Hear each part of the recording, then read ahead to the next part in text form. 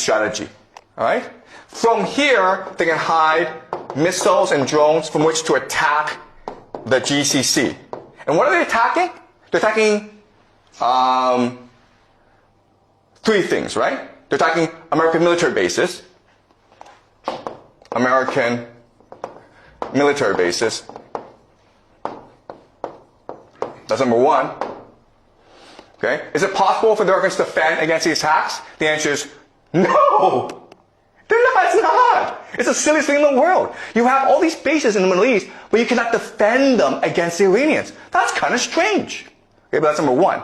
Number two is oil and energy. How hard is it to blow up an oil field with a drone? Not hard at all. Can you defend these oil fields? No, you cannot. All right? Number three, and this is most important, is water. Okay? You guys don't know this, but the GCC has little access to fresh water. So the only way that it can produce water is what we call desalination plants. Okay? These factories that take salt water and then through an electrochemical process turn it into fresh water for the population to use. 60% of the water supply in the GCC comes from desalination plants, okay? 60%. Is it hard to blow up a desalination plant using a drone? The answer is, it's very easy. You understand? Okay? So you have this absurd situation where Iran is a mountain fortress, where it can hide its offensive capacity, and the GCC, it's just this desert, this flat desert, and it is exposed to attack, and there's nothing it can do about it. Okay?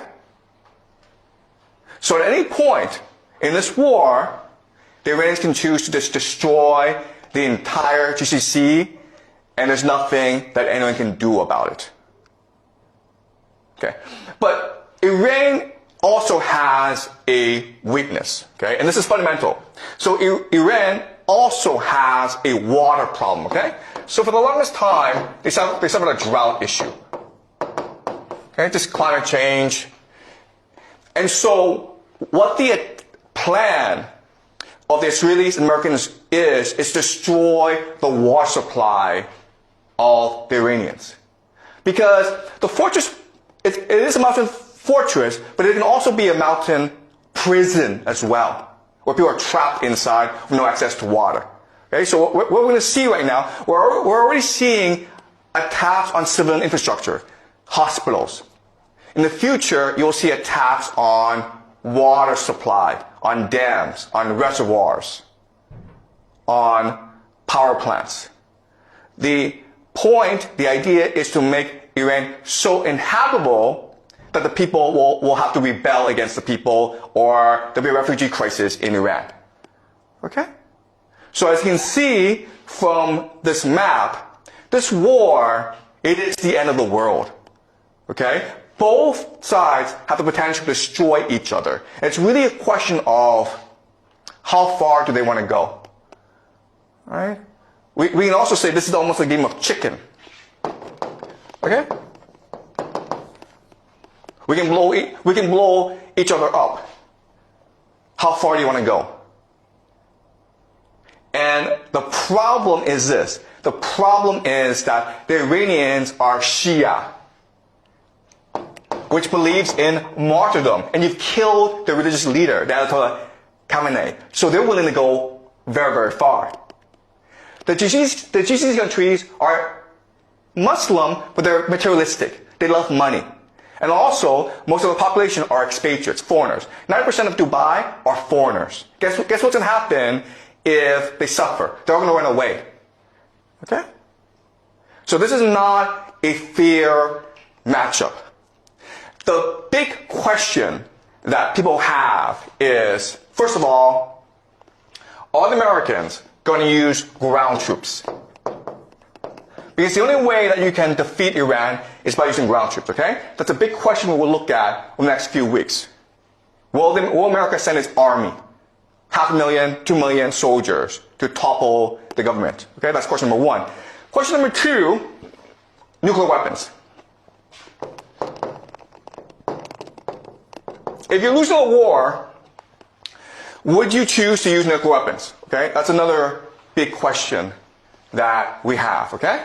Now, another big question that we have is who gets involved?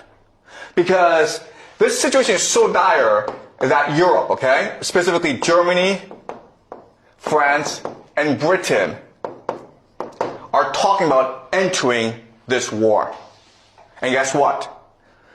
If that happens, it is possible that Russia and China will also enter this war on the side of the Iranians. This is World War III, okay? Because of the importance of the Strait of Hormuz, because of the importance of the Middle East, everyone has to get involved at some point. And we're going to use game theory to really try to understand what's happening on the ground and where this could lead us. Okay? All right. You guys understand? All right. All right. Let's continue. Okay, so again, there are American bases all over the Middle East. And originally, these bases were established to protect them from basically their own people. Okay? These are monarchies that were imposed on these nations by the Anglo-American Empire, the British first, and then the Americans came to support these monarchies. And so they provide defense. But then you're like, wait a minute here. I mean, didn't we just say that these American bases can't actually defend these people, that they're exposed? And the answer is, yes, that's true. But remember that the American military was built during the Cold War. Okay? And the Cold War was a war between the Soviet Union and America. And so the Cold War was defined by something called MAD, mutually assured destruction, because both had nuclear weapons, okay? So they didn't really go to war against each other. And so in other words, these bases aren't really meant to defend these nations from other enemies. They're really meant to impose American authority in the Middle East, okay? And it's the idea of this. It's the idea that empire, it is really a image. It is a hallucination. It's just an idea. Empire is it's an aura of invincibility and invisibility, okay? If you fear it, then you obey it. But it's not really designed to fight a war, okay? And so that's why we have this absurd situation. And because there are so many bases in the GCC, that gives the Iranians the perfect pretext to attack them in order to destroy the GCC economy, which will destroy the American empire. Right? Alright, so this is how the war is shaping out, okay? So the red is the Israelis and the Americans, the yellow are the Iranians. And as you can see, the Iranians are attacking everywhere. Primarily Israel, okay? But also, as you can see, a lot of focus on Bahrain and Qatar. And again, the intention is to destabilize the economy and the government. Okay? It's to try to get as much instability as possible. All right? Okay, and as you can see, the Americans and the Israelis are focused on Tehran. And so the Americans and the Israelis use something we call shock and awe. And the very idea of shock and awe is you decapitate the enemy. You cut off the head, the body will fall down. Okay? The problem, though, is, again, the Iranians see this as a religious war. And so the Iranians have announced total war. Okay? And so what this means is that right now command and control in Iran is decentralized. There's no one person telling everyone what to do. Every region has its own orders, has its own strategy. And so if you knock out Tehran, everyone else keeps on going. So if you take off the head, it doesn't change anything. Okay? But unfortunately, the Israelis and the Americans use this as a military doctrine. Military doctrine just means how you design your military for what purpose. And so even though the Americans seem like an invincible army, they are not equipped to fight a 21st century war against drones, against destabilization, against religious fanatics. Okay, they're just not. All right? But unfortunately, because of military doctrine, they're going to keep on attacking Tehran.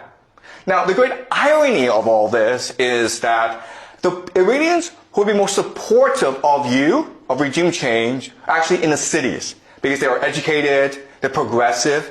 The people who are most fundamentally against you, will fight you to the death, are religious fanatics, the Shia militants, living in the rural areas. Okay? So this is a really silly thing where you are actually destroying those who will most likely support you, and you're leaving alone those who are most likely to commit jihad against you. Alright? Any questions so far, guys? Are you clear? Alright, so another idea that I want you guys to understand is the idea of asymmetry. Asymmetry. Alright, so what is asymmetry? Asymmetry means that the two sides are choosing to fight different wars using different techniques because one is much stronger than the other, okay? America is a great empire. It has unlimited resources. It has the USD. It controls the world, right? Iran is a country that has been under economic sanctions for the past 45 years. It's poor. Its technology is very limited, okay? But as we learn in this class, actually, those nations that are poor actually have more energy. They're more open, and they're more cohesive. All right, so let me give you an example. This is what we call the Shahad drones. Shahad drones. Each of these drones costs $50,000 at most, okay? At most. It can go as cheap as $35,000 US. But one of them is $50,000. As you can see, you can fit a lot of these drones to a truck that can go anywhere in Iran. And they can hide anywhere. Alright? So the thing to understand is, first of all, these drones are cheap. They're easy to make. They make about 500 a day. Okay? And estimates are about there's 80,000 right now that the Iranians have. So they can go on for a long, long time. Okay? And one of these drones, again, can knock out a desalination plant. It can knock out an oil field. It can knock out a hotel. It can do a lot of damage. Okay? And it's easily transportable. You can hide it anywhere. You can use it from anywhere, okay? And that's what the Iranians are using as an offensive weapon. And how do the Americans defend against this? They use something called a THAAD, right?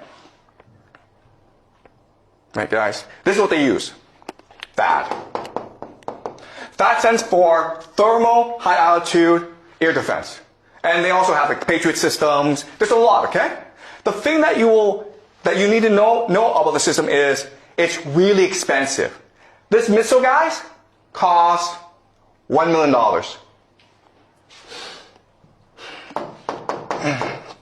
$1 million.